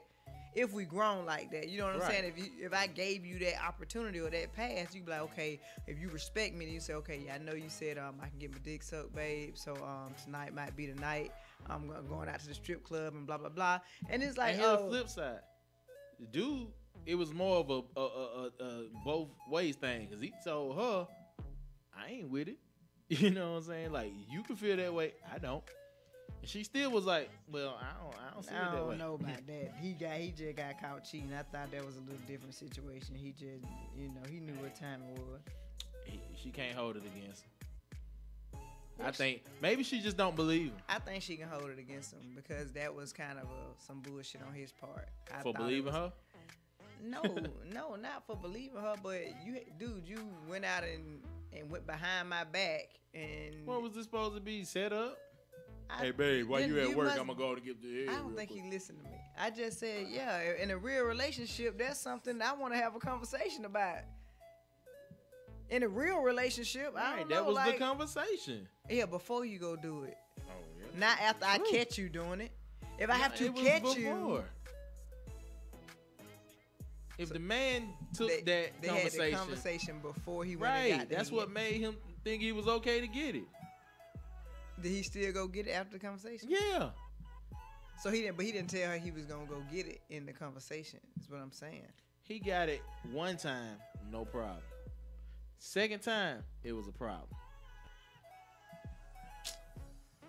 Now I don't know if the first time was It's a before the dumb boy conversation. problem. It's a situation. It's I don't a know. dumb I don't. situation. Well, it's a dumb situation. sorry. Just a dumb situation. Then. Oh my God! Hey. I personally, I don't trust shit like that, so I ain't gonna get myself caught up in that situation. Right.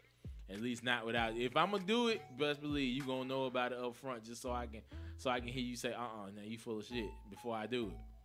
I was just playing psych your Right, mind. yeah. Now You what gonna you let thinking that shit about. know. Now I know what's on your mind. Right. Well, yeah, what it is. But anyway, man, like I said, you might as well just go on and be like chalked it up to the game and tell her to let that shit go and move on. Don't do it no more. Yep. It is what it is. Be happy you got your little hall pass. Oh well, moving on. So what they talking about? How much do you think a rape is worth? I mean, I don't know if that's the best way to start this out, but that this rape, I ain't gonna call her a rape survivor, was just awarded a couple weeks back. She was awarded $1 billion with a B.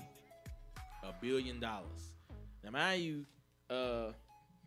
she was raped when she was 14. She was staying in an apartment building. And she was raped by the security guard of the apartment building. Now, this happened back in 2012. She was 14. She's now 22. And the jury of 12 people decided to give her $1 billion because they felt that's what a rape was worth, or rape victim was worth. Now, I'm not denying. I'm not gonna go against that from a what do you want to call it? From a wordsy standpoint, from an emotional standpoint, you could say, yeah, that's what it's worth if you're gonna put a number to it. That's great. Feasibly though, $1 billion. Well, let's look at it like this. For one, let's note that the guy worked for a security company, right? The security company is bonded, has lots of funds, which means they can afford this $1 billion.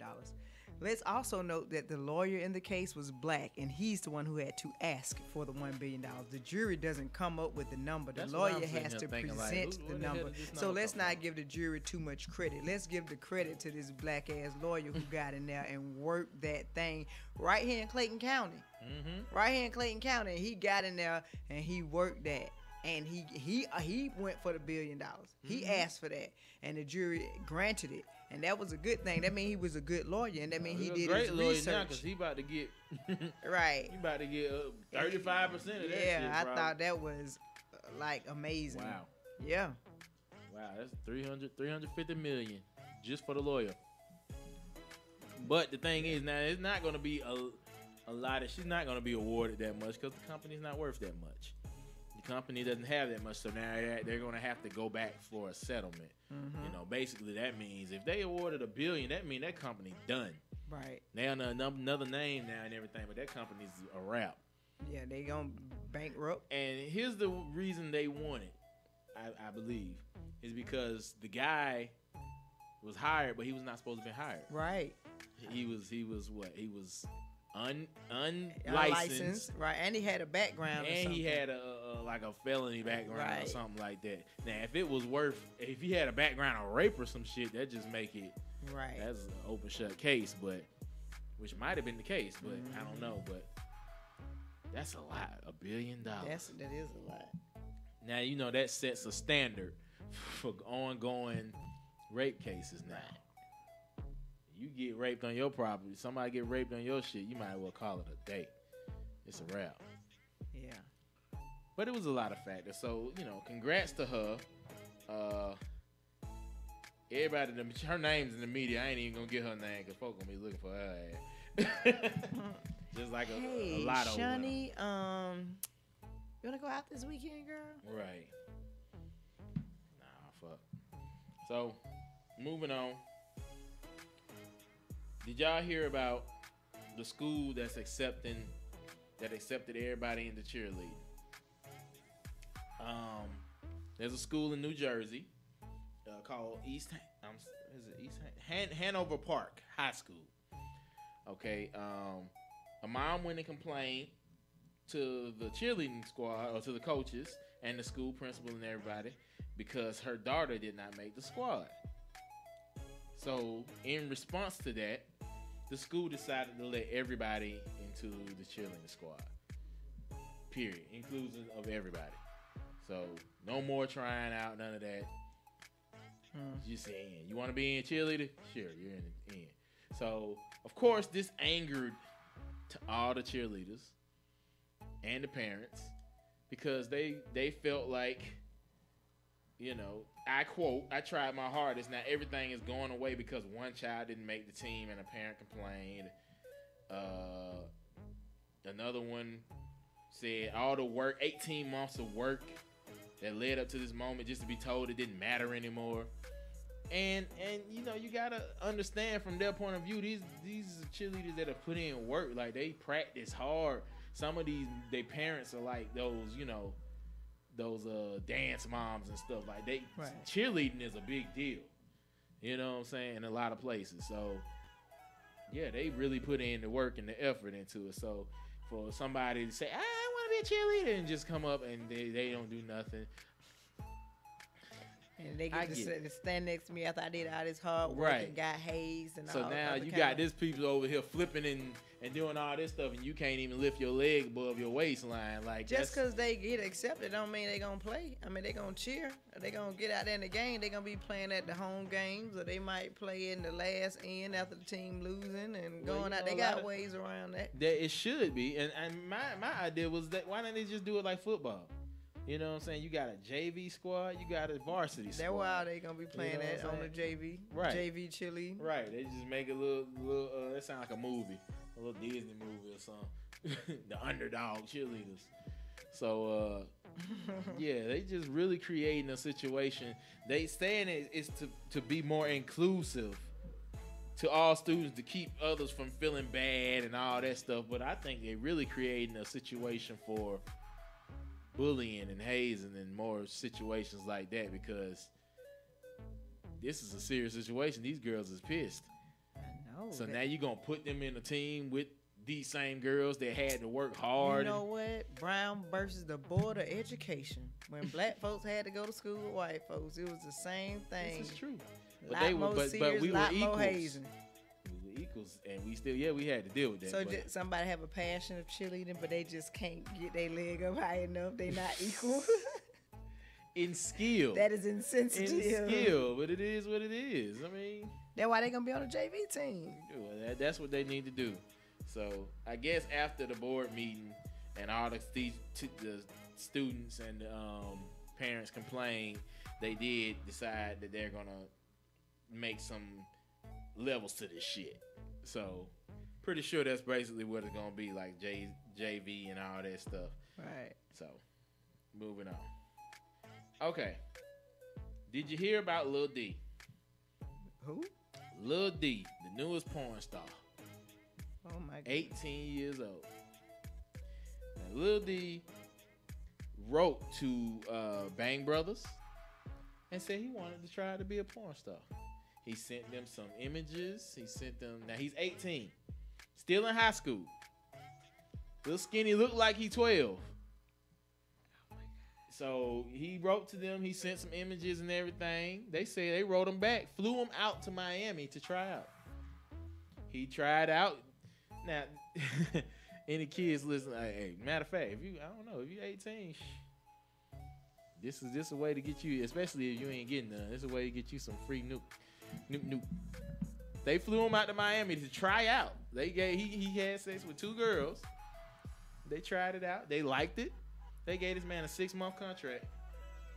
So he's still in high school, and he a porn star. Legally, that's okay. He's legal. He's legal. That is.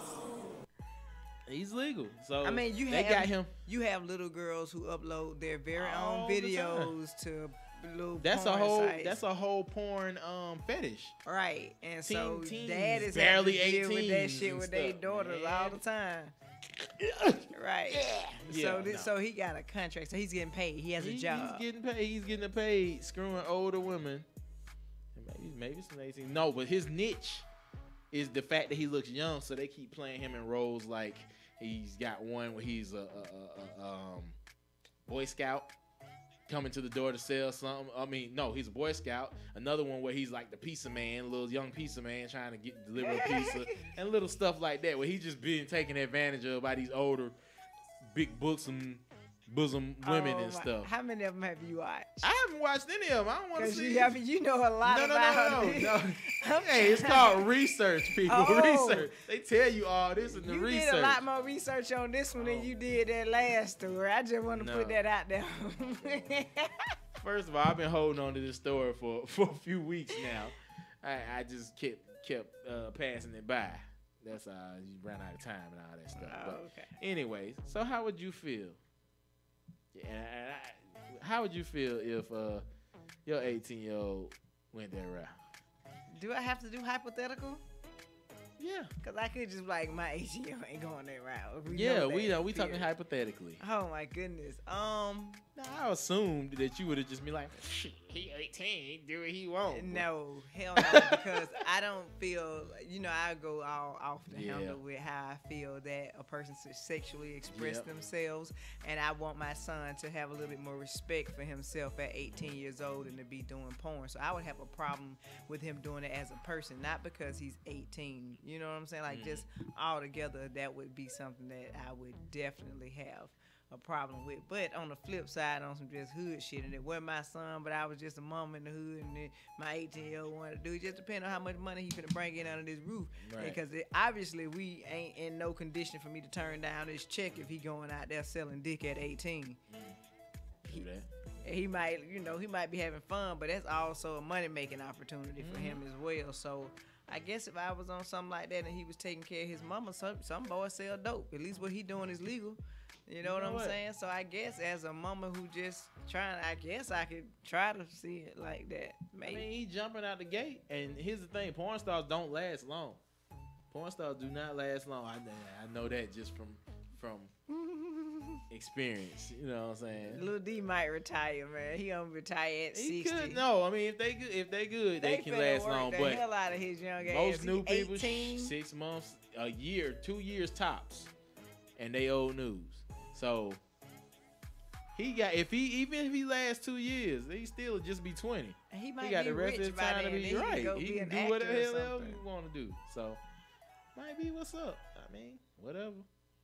More power to him. Yeah. I should have thought of that. Shit. Anyway, I bet there's gonna be a lot of them writing it Man whore whore. now. Probably little hot ass girls too. That's why you don't get shit like, well, I can't get on you for giving it recognition, but like in the media and the social media, they shouldn't even put shit out like that. They should ignore it and dead it, because now how many hot ass little girls gonna be like, oops, stole on. That's new though. That ain't nothing new. Oh, they been had an I'm open saying window. in high school though. They been had an open window. Oh, They my be looking for goodness. them, I'm sure. So Okay. yeah. And just like the strip club. I guess girls dance in high school too. Hell yeah. You should have a diploma. All you to got to strip. do is, and matter of fact, you ain't The even got to be stripper- 18. They strippers be get lying. paid too much. They should have to have a high school diploma to strip. Like you need something. qualifications A and GED. credentials and some shit. Do you have a Equivalency. GED? Oh, okay. Well, take your ass back. Right. They passing out whole damn mortgages in the strip club. Right. You need qualifications for this, so Something. take your ass back to school. You need to know how to handle money. Something. My goodness. Anyway. All right, y'all. So today is national. It's a lot of national days today. Let's bear with me. Today is National Loving Day, National Red Rose Day. It's Tuesday too. It's National Jerky Day, and it's National Call Your Doctor Day and National Peanut Butter Cookie Day. Well, I had peanut butter cookies yesterday. Oh, you got an early, you got an early jump, huh? So yeah, all those days kind of suck. But, except for Loving Day, you can get your love on with a red rose and some jerky. Yeah, you cover all three. And you know what? Last Tuesday, this is what I was trying to tell you. Last Tuesday, I celebrated National Veggie Burger Day. You did? Yeah. Okay. Yep. You said you was gonna do it. Yeah. So tomorrow, since I started giving some the next day, so you can get a jump on it. Tomorrow is National Sewing Machine Day, National Weed Your Garden Day, and National Random Acts of Light Day.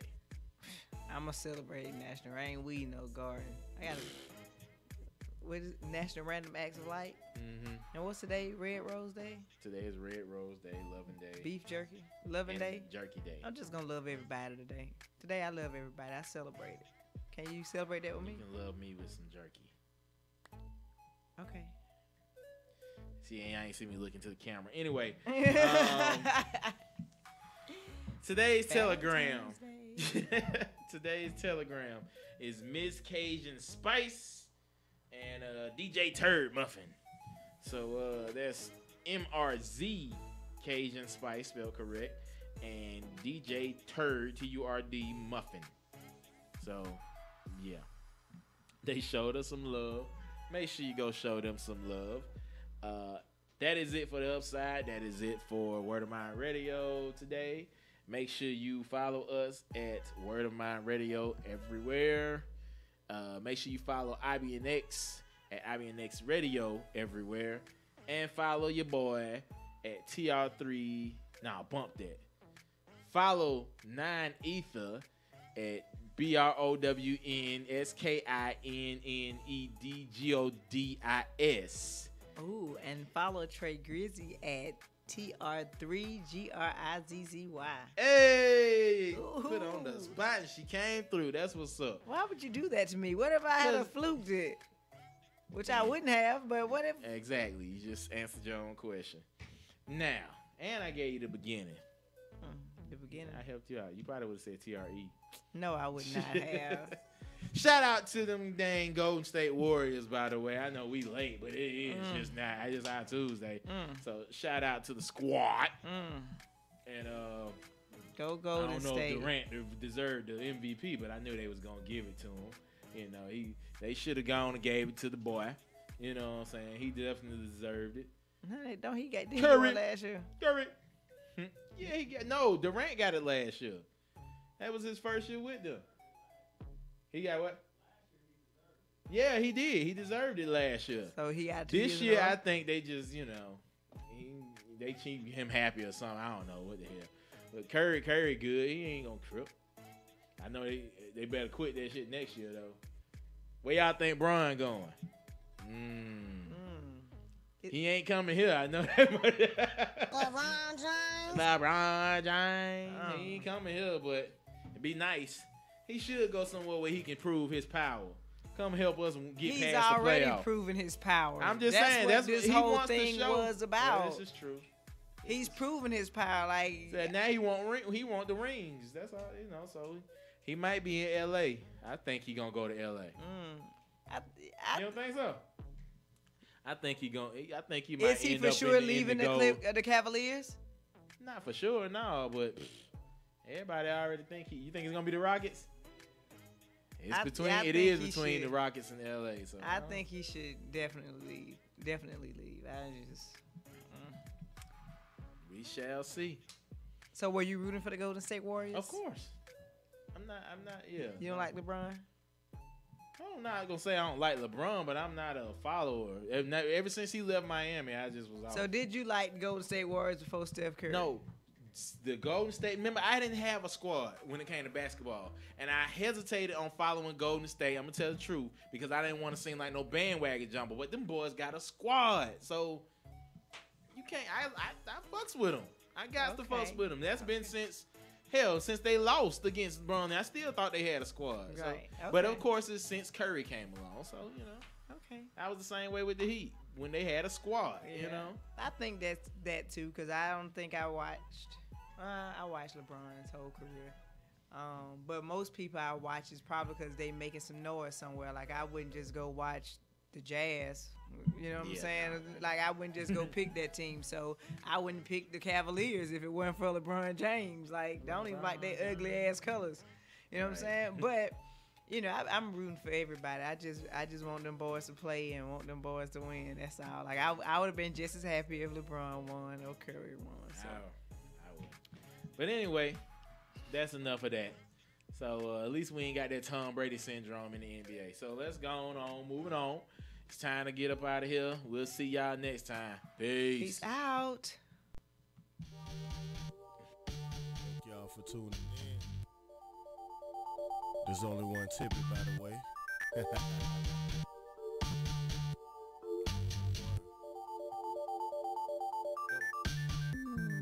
Word of mine, I'm still with you. Trey Grizzy be your real nigga with 9 ether coming out your speakers. Goddamn, feel like still hit you. When they speak, you gotta listen. It costs nothing to pay attention. Got the other side, the inside. King Blacksmith with the outside. Got the city locked. 7 to 9 every Tuesday from 7 to 9. That's word of mine. Word to the wise. Words on the rise. That's word from the God. We work hard, but play harder. Get throwed after every show. Till the next time, let the best shine. I be your next. We out the door. Yeah.